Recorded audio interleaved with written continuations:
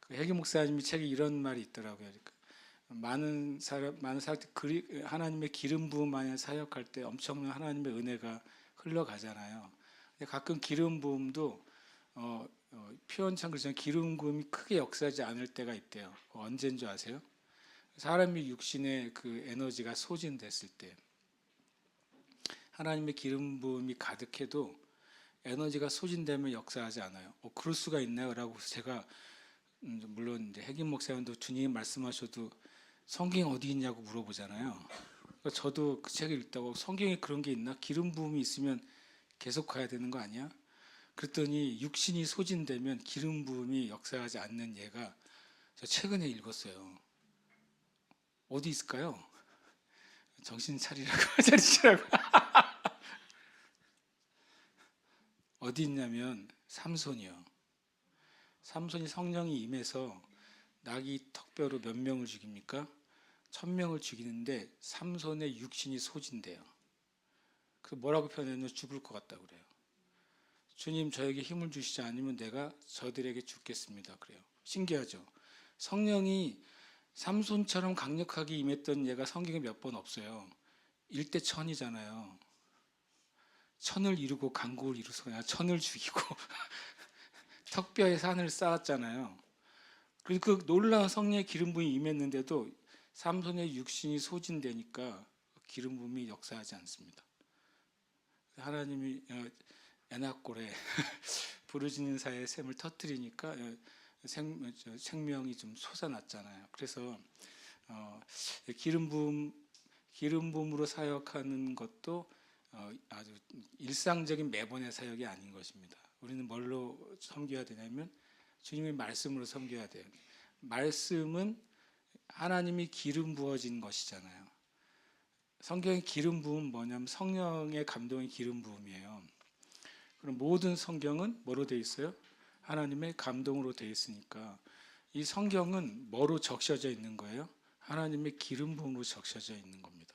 모든 성경은 하나님의 감동, 하나님의 감동은 성령의 기름 부음이에요. 적셔 있을 때 이 말씀은 절대 쇠하지 않는 겁니다. 말씀이 쇠하지 않는다는 것을 우리가 잘 어떤 면에서는 깊이 이해하지 못할 때가 있어요. 말씀은 절대로 쇠하지 않는다. 말씀은 절대로 그 말씀의 역사가 절대로 줄어들지 않습니다. 그래서 말씀이 영원한 것입니다. 세상에 영원한 에너지는 없잖아요. 언젠간 그 에너지가 끝나잖아요. 그러나 만약 에너지라는 단어를 굳이 쓴다면 말씀은 영원한 에너지예요. 하나님의 영원한 능력이십니다. 요한복음 15장을 잠깐 보고 싶은데요. 제가 요즘은 요한복음 15장은 어쨌든 하루에 한 번 이상은 읽는 것 같아요. 작년에는 로마서를 하루에 한 번 읽으려고 엄청 노력했었는데 올해는 다행히 좀 줄어들어서 요한복음 15장, 그러니까 엄청 쉽잖아요. 근데 계속 읽는데 엄청 재밌어요. 여러분 아시지만 저는 이제 성경책을 읽을 때 이렇게 색칠을 하면서 읽거든요. 색칠을 하면서. 제가 여기 쓴 색칠하는 펜이 2개예요. 이거 재밌는 펜이에요. 지금은 안 팔아요. 이렇게 오래돼가지고. 이거 이제 제도하시거나 목수분들이 사용하시는 펜이죠. 이게 이제 2mm의 그 연필심이 들어가요. 근데 저는 여기에 찾아봤더니 연필심 대신 빨간색, 파란색 색연필심이 들어간다는 사실을 알아가지고 이걸 샀어요. 샀는데 이게 혹시 시간이 지나가지고 그 제품이 안 나올까봐, 안 나오면 어떡해요. 그래가지고 이걸 계속 쓰고 싶은데 안 나올까봐 제가 한 20년치 쓸 만큼 사놨어요. 거짓말 아니라 진짜로.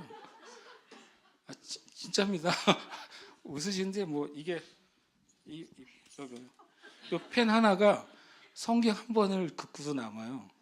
진짜입니다. 내가 부러뜨리지만 않으면. 이 펜 하나는 저희 장인 어른이 쓰시다가 저한테 줬기 때문에 이건 몇 년 됐는지 알 수가 없어요. 그리고 이 펜 하나는 제가 샀어요. 이 펜 하나는 한 20년 됐고 이 펜 하나는 얼마 된지 모르겠어요 아직. 그런데 제가 이 말은 하나는 빨간색이고 하나는 파란색이에요.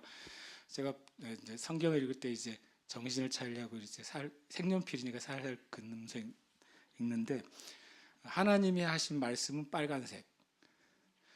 또 그리고 하나님의 준하는 그 말씀이 있어요. 천사가 직접 하는 말이 있잖아요. 천사가 직접 하는 말도 빨간색. 왜 그렇게 지기 시작했냐면, 여러분 성경책 펴시면 신약의 예수님이 하는 말은 무슨 색깔로 돼 있어요? 그렇죠. 그럼 구약의 하나님 말씀은 뭐라고 써 있어요? 안 돼 있죠. 바로 안 돼 있어요. 그게 화나가지고 치기 시작했어요. 왜 신약엔 쳐주고 구약엔 안 쳐주지? 나 같은 사람이 세상에 있더라고요. 1년 전에 국민일보에 구약의 하나님 말씀 빨간색으로 한 성경책이 나왔다고 선전이 나왔어요. 그래서 야, 나 같은 분이 또 한 분 계시네. 그런데 안 샀어요.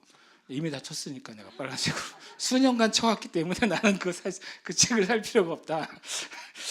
제 이 말을 왜 하냐면, 또 이제 하루에 한 번씩 제가 요한복음 읽으니까 그래도 성실하게 빨간 펜을 꺼야 될 거 아닙니까? 찢어질까 봐 천천히 긋습니다. 하도 많이 읽어서. 지난주에 또 요한복음 15장 있는데, 이걸 이제 오해합니다. 주님의 음성이랑은 음성은 아니지만 그래서 제 마음에 신기한 생각이 떠올랐어요. 진짜 신기한 생각이요. 제가 예수님의 말씀이나 하나님의 말씀 빨간 걸 계속 치면서 하거든요. 그리고 이제 성경 중에 이제 우리 편이 하는 말도 있잖아요. 제자들, 뭐 믿음의 선진들, 아브라함이 하는 말, 그런 거는 파란색. 누가 그러더라고, 뭐 나쁜 놈이 하는 말은 어떻게 하냐. 누가 나한테 그래서 옛날에 볼펜으로 적을 때는 하나님이 하신 말씀 빨간색, 그다음에 우리 편, 믿음의 사람들 하는 말 파란색, 마귀가 하거나 악한 자가 하는 말은 검은색으로 쳤다고 그랬어요, 제가. 근데 지금 이 펜은 검은색 펜으로 쓰면 좀 이상해서 안 쓰고 있는데, 제가 이제 치는데 진짜 재밌는 아이디어가 머릿속에 딱 떠올랐어요. 성경의 장 중에 처음부터 끝까지 완전히 예수님의 말씀으로 된 장이 몇 장이나 있겠느냐. 그래서 제가 즉시로 알았죠. 맨날 쳤으니까. 몇 장 있을 것 같아요? 일단 요한복음 15장은 처음부터 까지가 다 빨갱입니다. 그러나 이런 말도 없어요. 주님이 말씀하실 때 이런 표현도 없어요. 신기하게도요. 네, 그렇죠? 보이십니까? 근데 성경에 예수님의 말씀으로 되어 있는 또 성경이 또 있어요. 마태복음 5장, 6장, 7장인데 5장에는 첫 절이 빨간색이 아니야. 산에 오르시니 제자들이 그게 설명이 좀 들어있어서 안 돼. 7장은 맨 끝에 이 말씀을 마치시니 그들이 논란이라는 말이 들어가서 안 돼. 어쨌든 마태복음 5, 6, 7장은 온전히 하나님의 말, 예수님의 말씀이야. 그것 좀 감안하더라도.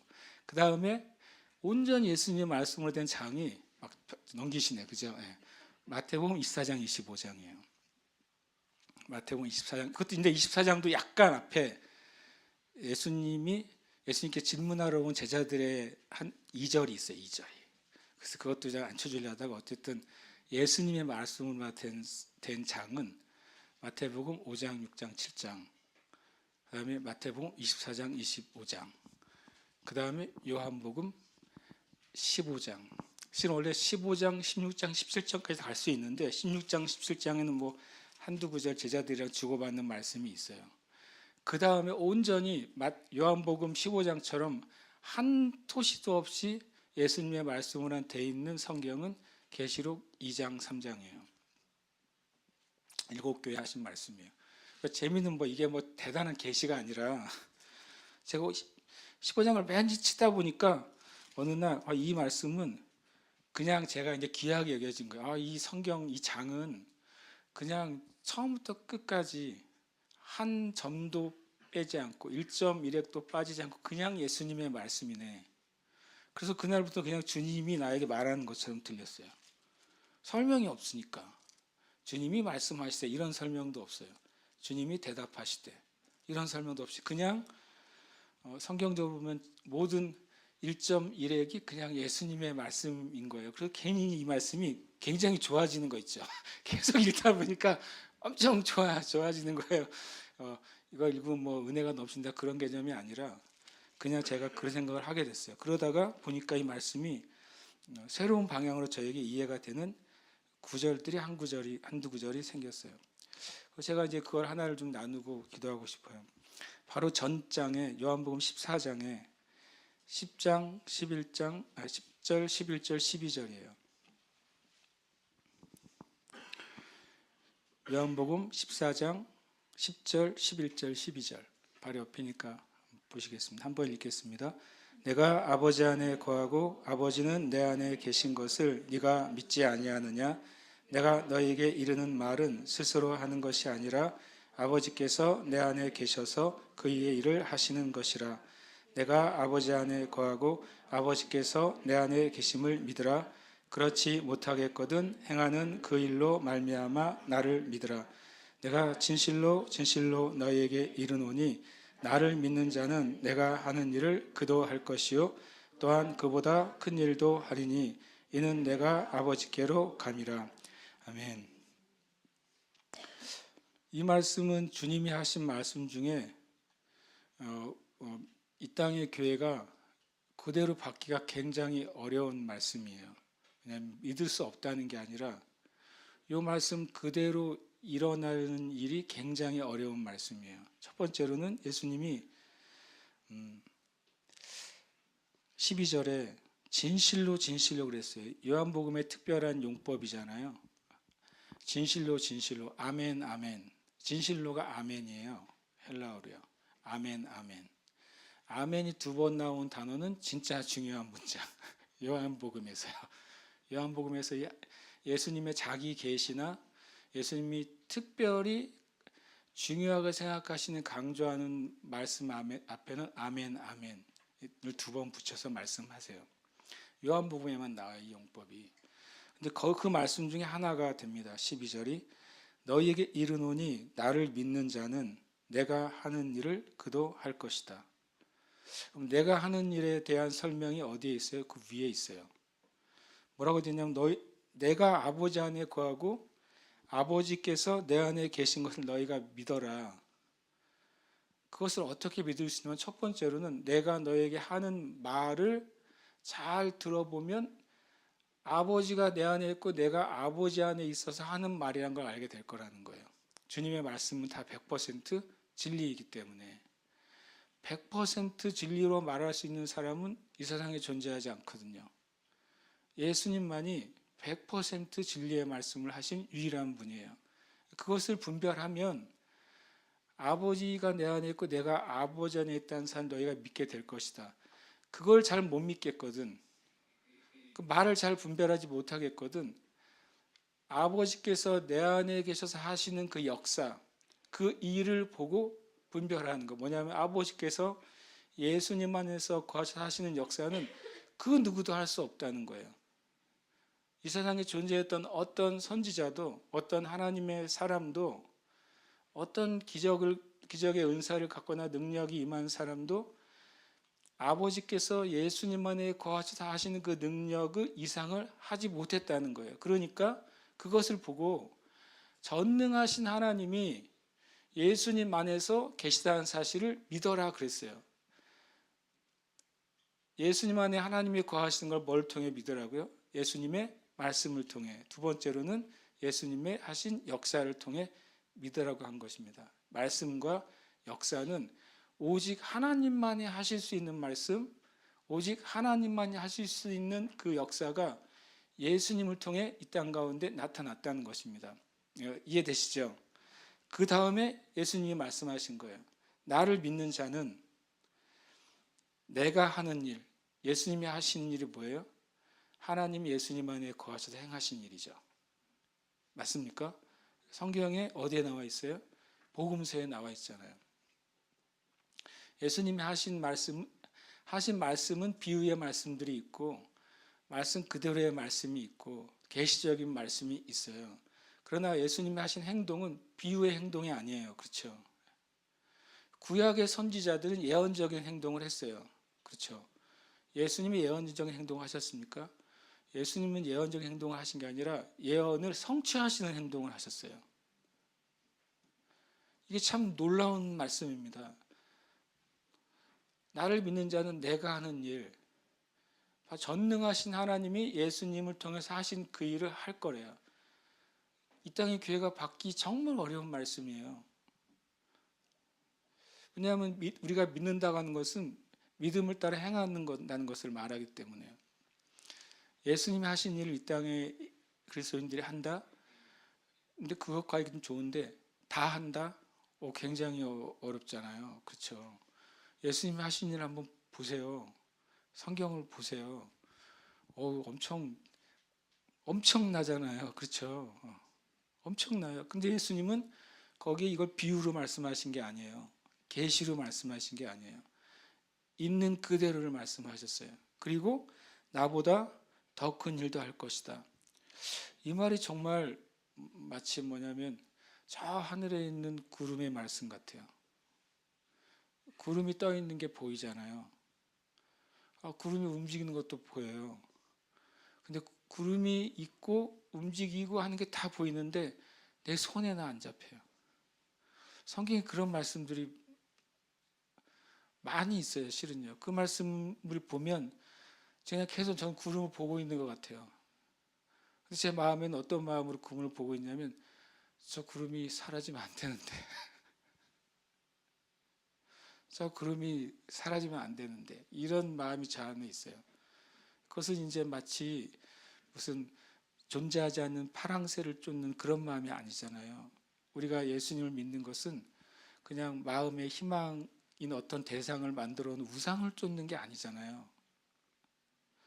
어렸을 때 읽은 파랑새는 보면 파랑새를 찾아다니는데 계속 파랑새는 떠나가고 못 잡아요. 그래서 이 말씀 그렇게 제가 느껴져요. 주님, 제 눈에 보이는 구름 같아요. 그리고 그것이 정말 실제인 것이 내가 알겠어요. 근데 내가 잡을 수는 없어요. 마치 이 말씀이 그렇게 느껴집니다. 그렇지만 이것은 주님의 말씀이에요. 그렇기 때문에 저는 믿습니다. 이 땅의 교회가 주님의 믿는 자들이 이 요한복음 14장 12절의 사람들이 저는 일어나고 있다고 믿어요. 믿는 자들이 일어나는 것입니다. 그들이 어떤 영적인 거장이거나 워리어이거나 유명한 사역자이어서 이 일이 일어나는 게 아니라 하나님의 말씀을 진심으로 믿고 그것을 통해 하나님의 영광과 영혼을 구원하는 일이 일어나기를 정말 간절히 사모하고 구하고 갈망하는 이들 가운데 주님이 주신다고 저는 정말로 믿습니다.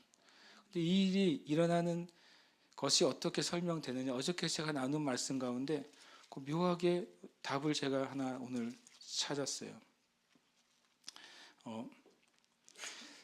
요한복음 17장 23절이에요. 어저께 제가 이제 막 얘기할 때 엄청 웃으신 말씀이에요. 엄청 여러분이 웃으셨어요. 그죠? 근데 웃기게 제가 얘기했어요.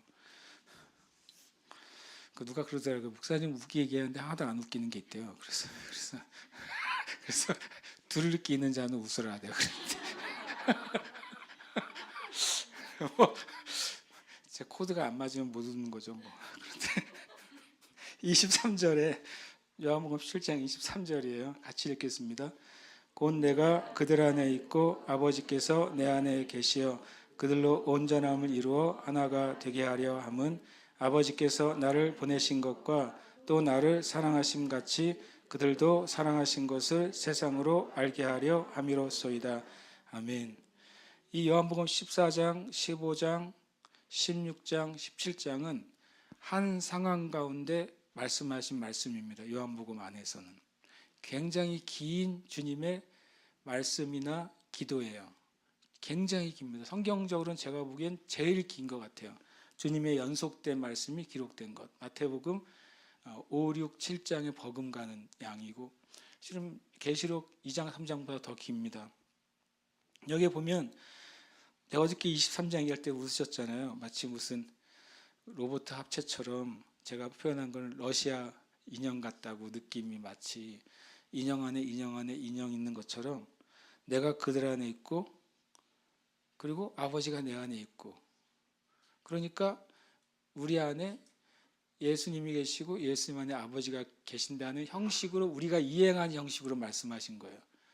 우리가 그림 그리는 형식으로 계시는 게 아니라 인간이 이해하는 방식으로 설명하셨을 뿐이지 마치 인형처럼 하나님이 숨겨져 있다는 의미가 아니에요.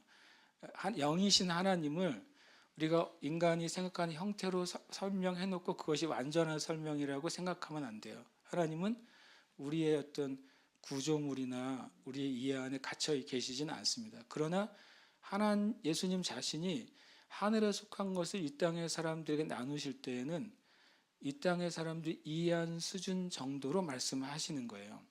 그것이 이제 비유가 되기도 하고 계시가 되기도 하는 것이죠. 제가 나누려고 하는 말은 뭐냐면 요한복음 14장 10절에서 내가 아버지 안에 거하고 아버지가 내 안에 계실 때 어떤 일이 일어난다고요?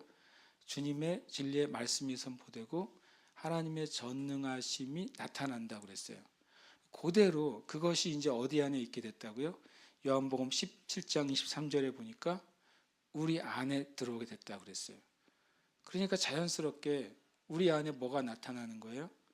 예수님을 통해서 하나님께서 말씀을 선포하신 것처럼 이 땅에 있는 그리스도인들을 통해서 하나님의 말씀이 선포되게 하셨다는 거예요. 전능하신 하나님 아버지께서 성육신하신 예수님의 심령 안에서 권능의 역사를 나타내신 것처럼 이제는 그리스도인 안에서 하나님의 전능하심이 나타나게 되었다는 거예요. 그러니까 그리스도인이 주님이 하신 일을 할 수 있게 되는 거예요. 그러니까 교회가 그보다 더 큰 일, 예수님께서 이 땅 가운데 남겨놓으신 하나님의 사역들을 이룰 수 있게 됐다는 거예요. 근데 가만히 계속 읽다 보니까 하나가 또 제가 질문이 생겼어요. 그러면 예수님은 우리 안에 어떤 방식으로 계시는가 하는 거예요. 어떤 방식으로 계시는가. 그것에 대해서 제가 또 주님께 질문했어요. 주님이 10절, 11절, 12절은 정말 제가 감당하기 어려운 온전히 저의 지식이나 이성으로는 이해하거나 설명할 수 없는 말씀처럼 느껴지는데 아까 제가 나눈 것처럼 보이는 구름이고 실제 않은 구름 같으나 내가 잡혀지지 않는 말씀 가운데 이것을 제가 이해하는 방식으로 말씀을 저에게 알려달라고 계속 구했어요. 그때 첫 번째가 이 요한복음 14장과 17절이 제 안에서 이해가 된 것입니다. 또 하나, 그러면 예수님은 우리 안에 어떤 방식으로 거하시느냐 하는 거예요. 예수님과 하나님이 하나라는 사실을 우리가 의심할 여지가 없죠. 하나님은 영이시고 주는 영이시니라고 성경은 말씀하시니까요. 그러면 예수님은 우리 안에 어떤 방식으로 거하시느냐? 로마서 8장 9절에서 11절 안에서 그 방식이 나옵니다. 제가 방식이라는 표현을 썼어요. 이거 참 합당한 표현인지 약간은 모르겠지만 어떤 방식이 제가 지금으로서는 예수님이 우리 안에 어떤 방식으로 거하신다고 말씀하시고 계시는가? 로마서 8장 9절, 10절, 11절입니다.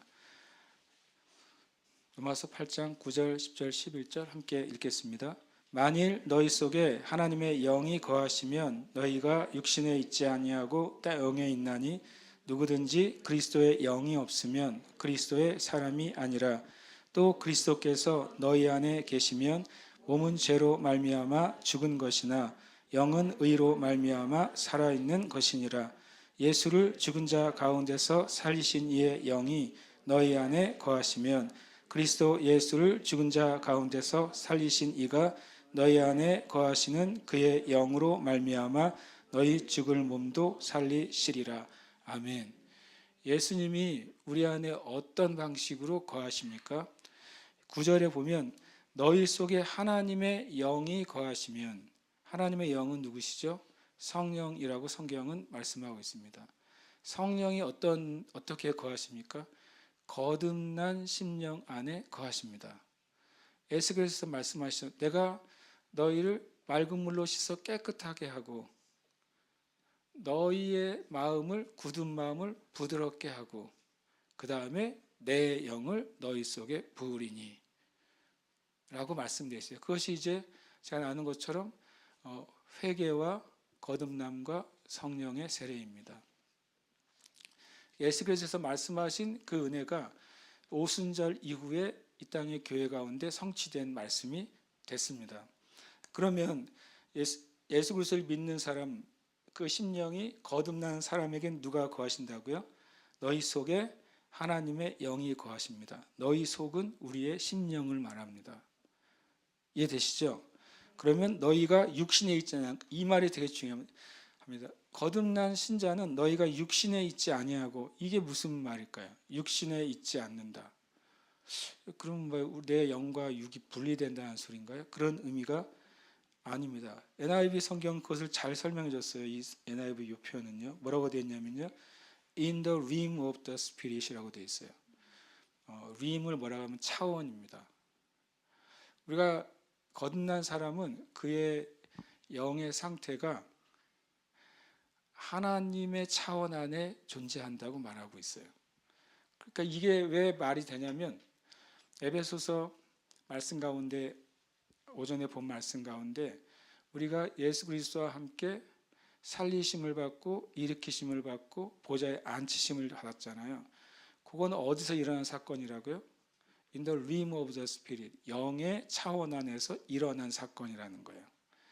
우리의 육신은 여전히 여기서 살아가지만 영의 차원에서는 저와 여러분은 생명을 얻었습니다. 영생을 얻은 거예요. 믿는 자는 영생을 가졌나니, 요한복음에서 말씀합니다. 믿는 자가 나중에 천국 가서 영생을 얻게 되는 게 아닙니다. 믿는 그 순간 영생이 믿는 자에게 들어옵니다. 그렇기 때문에 우리가 영의 차원의 사람이 된 것입니다. 그래서 로마서 8장은 너희 속에 성령이 거하시면, 너희가 예수 그리스도를 믿고 제사함 받고 거듭나게 되면, 너희 안에 성령이 거하시면, 성령의 세례가 임하시면, 그러면 너희는 너희의 실제 영의 상태는 육신에 있지 않고 영적인 차원 안에 있게 된다라고 8절은 말합니다. 누구든지 그리스도의 영이 없으면 그리스도의 사람이 아니에요.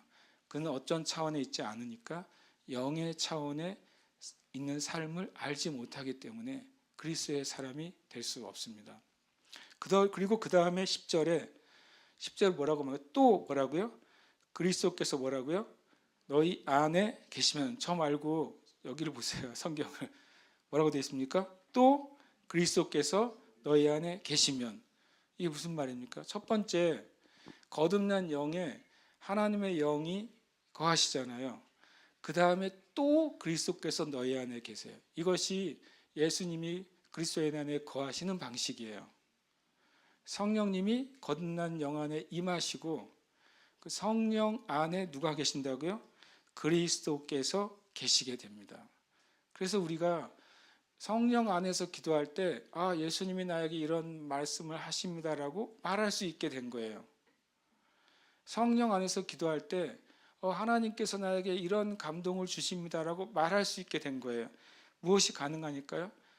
아버지가 예수님 안에 있고 예수님은 성령 안에서 우리 안에 거하시니까. 그러니까 우리는 이 표현상을 어쩌면 삼중적인 구조 안에서 말할 수 있게 됩니다. 주님이 내 가운데 말씀하셨어요. 하나님이 나에게 말씀하셨어요. 이것은 지극히 성경적인 말이 되는 거예요. 만약에 이 일이 없으면 우리는 어떤 특별한 은사를 받은 사람을 통해서만 하나님 말씀을 들어야만 돼요. 구약처럼. 사울 왕도 하나님의 음성을 들으려고 사무엘에게 찾아갔잖아요. 그렇죠? 그러나 지금은 그런 시대가 아닌 것입니다. 지금은 아버지께서 예수님 안에 계시고 예수님이 성령 안에서 우리 안에 거하시게 됐습니다. 그래서 믿는 자는, 그래서 교회는 예수님이 하신 일을 하게 된 것입니다. 내가 아버지께로 가니까 이제는 아버지의 일이 이 땅에 남겨져 있는데, 그 아버지의 일이 이 땅에 있는 것은 뭡니까? 아버지의 일은 영혼들을 구원하고 하나님의 영광을 드러내는 겁니다. 그것이 예수님이 하신 일이에요. 그럼 아버지의 일은 누가 하게 된 것입니까? 계속 반복해서 말합니다.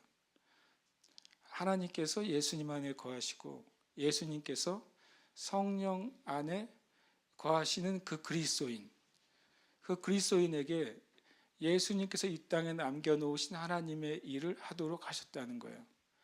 그것은 몇몇의 탁월한 영성 있는 사역자나 목회자를 통해서 일하겠다는 말씀이 아닙니다.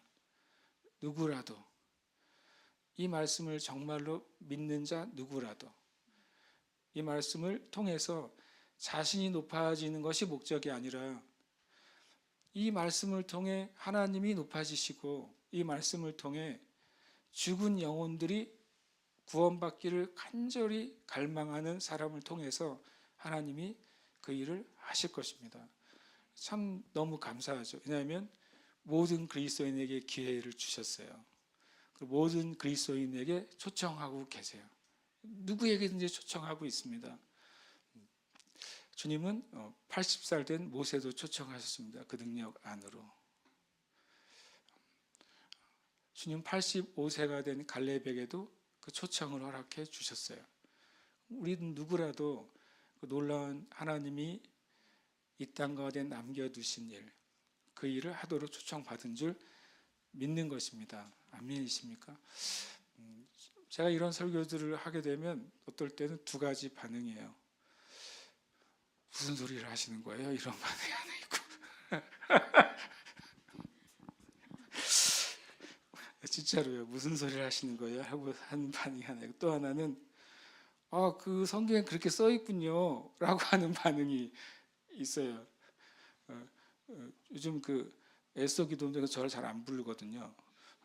몇 번 가서 그 흐름과 다른 이야기를 좀 해가지고 안 부르세요.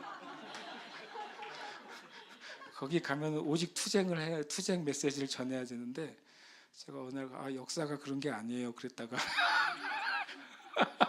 세상의 역사가 그런 게 아니에요 이렇게 얘기를 했다가 이제 그리고 아무 일 없었다가 안 부르셔가지고 그래서 뭐 다른 상관은 없어요.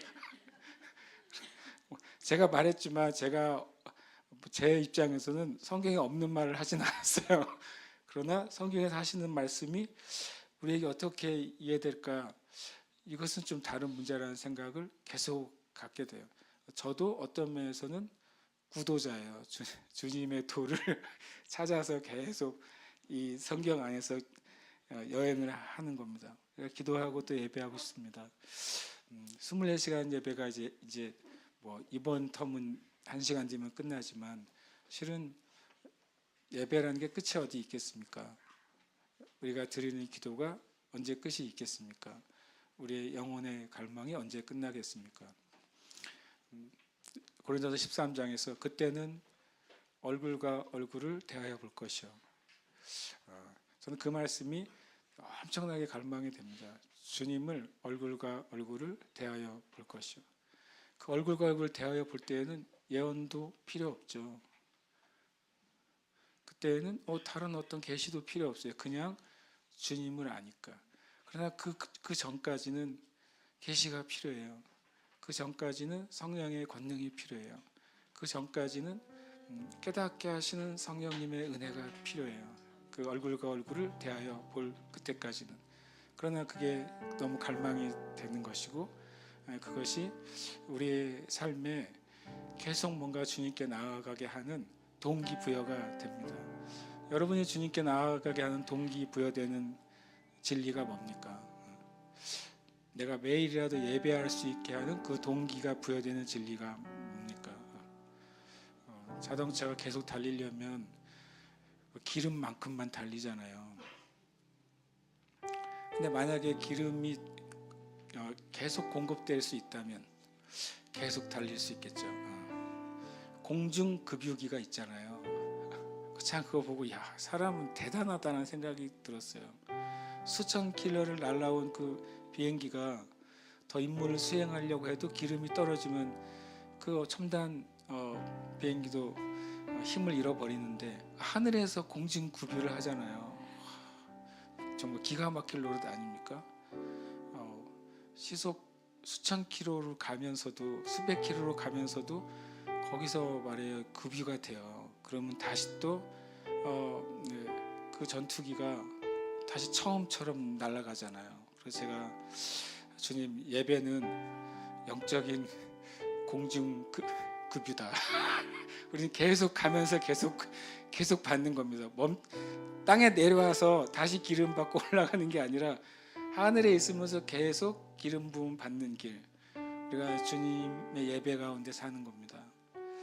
꼭 이렇게 모여서 예배해야 예배가 아니라 내가 있을 때 주님 예배하는 것입니다. 내가 여러 가지 환경과 상황을 만날 때 놀라우신 하나님의 이름을 부르는 것입니다. 그리고 하나님은 마치 전투기에 공중급유를 해주시듯이 언제든지 충만하게 우리에게 채워주십니다. 그래서 우리가 땅에 떨어지지 않아도 되는 것이죠. 계속 주님께 날아올 수 있는 것입니다. 이 시간 주님 앞에 기도하고 예배할 때 주님, 저는 주님의 말씀을 믿습니다. 이렇게 기도하십시오.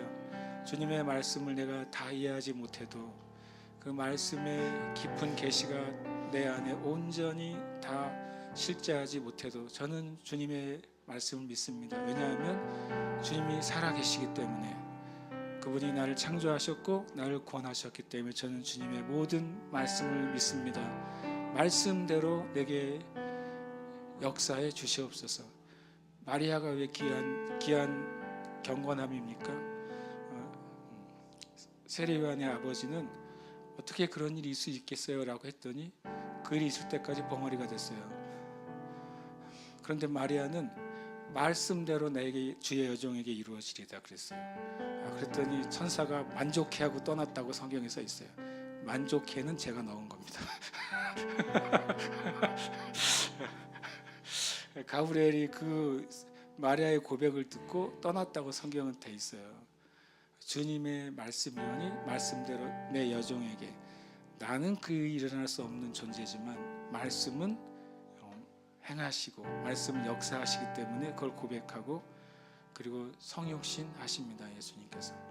이 시간 기도할 때 주님, 우리가 주님의 말씀을 믿고 주님의 말씀을 따라갑니다. 고백하십시다. 고백하면서 함께 예배하겠습니다.